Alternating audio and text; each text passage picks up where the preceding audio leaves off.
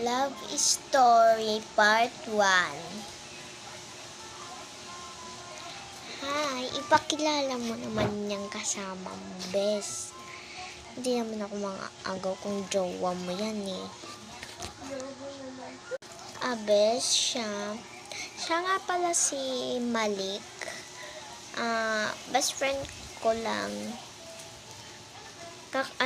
Pumunta lang siya dito para makipagkilala sa'yo kasi nalaman yung best friend kita. Crush ka niya daw. Hindi ko sa kanya pwedeng sabihin.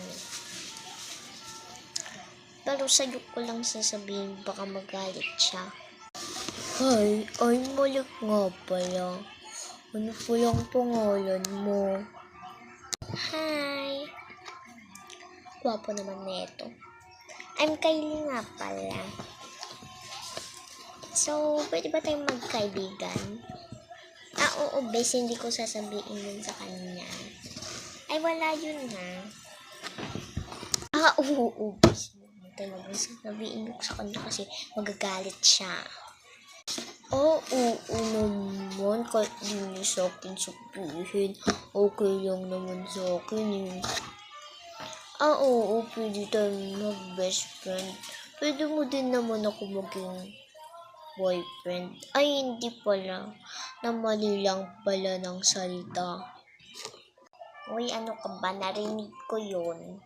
Pero okay lang naman. Wala pa naman akong boyfriend ko. So, bawal pa daw kasi study first pa lang ako eh. Sorry. Ay, iinom muna ako sa tumbler ko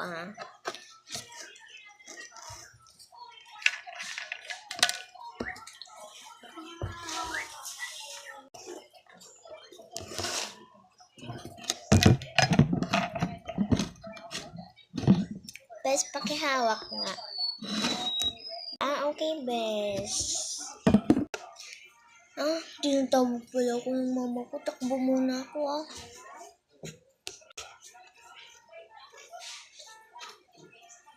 Iinuman ko yung water bottle niya. Pupunta ako dito. Para makiss ko siya. Takbo na nga ako ulit. Sorry ha. Painom mo nga. Pinsan.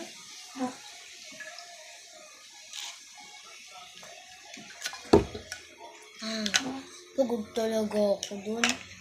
Sorry.